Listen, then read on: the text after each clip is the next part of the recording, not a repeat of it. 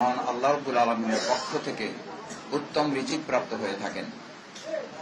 বাংলাদেশ জামাত ইসলামী ঢাকা মহানগরী দক্ষিণের উদ্যোগে আয়োজিত সপ্তাহব্যাপী 2006 সালের 28 অক্টোবর স্মরণে কর্মসূচির আজকের বৃন্দ সুধীমণ্ডলী 2006 সালের 28 অক্টোবর সংগঠিত হয়েছিল মূলত 2001 থেকে 6 সাল পর্যন্ত 4 দলীয় জোট সরকারের যে সফলভাবে দেশ পরিচালনার ধারাবাহিকতাকে বিঘ্নিত করার জন্য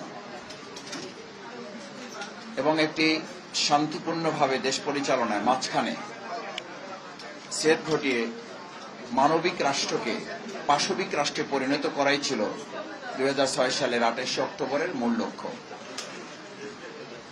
এবং 2006 সালের 28 অক্টোবর মানবিক রাষ্ট্র থেকে বাংলাদেশ মূলত 2024 সালের 5 আগস্ট পর্যন্ত একটি পাশবিক রাষ্ট্রে পরিণত করার চক্রান্তের শুরু ছিল 2006 সালের 28 অক্টোবর।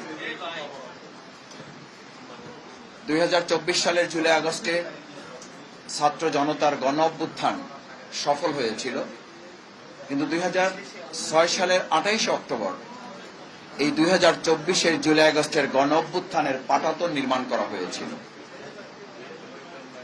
24 সালের জুলাই আগস্টে সর্বস্তরের জনতা লড়াই করেছিল ফ্যাসিস্ট আওয়ামী লীগের বিরুদ্ধে, শেখ হাসিনার বিরুদ্ধে।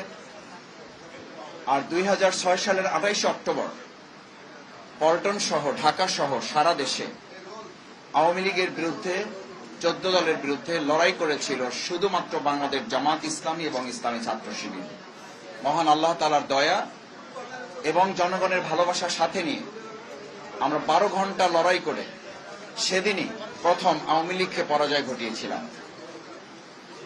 খুনি হাসিনা যেদিন আগের দিন ঘোষণা করেছিল লগি বৈঠা নিয়ে সবাইকে ঢাকায় আসার জন্য, সম্মানিত সুধীমণ্ডলী, সাংবাদিক বৃন্দ, আপনাদের এটা খুব স্বাভাবিকভাবে প্রশ্ন হওয়ার কথা যে ঢাকার মতো একটা গুরুত্বপূর্ণ জায়গায় নেতাকর্মীদেরকে লগি বৈঠা নিয়ে একজন স্বাভাবিক সুস্থ মানুষ, একটা দলের নেতৃত্ব পরের কথা, রাজনৈতিক কর্মী তো পরের কথা, একজন সুস্থ স্বাভাবিক সাধারণ মানুষও তার নেতাকর্মীদেরকে লগি বৈঠা নিয়ে ঢাকায় আসার নির্দেশ দেওয়ার কথা না। এবং এটা সাধারণ কোনো নির্দেশ ছিল না, এটা ছিল একটা পাশবিক নির্দেশ।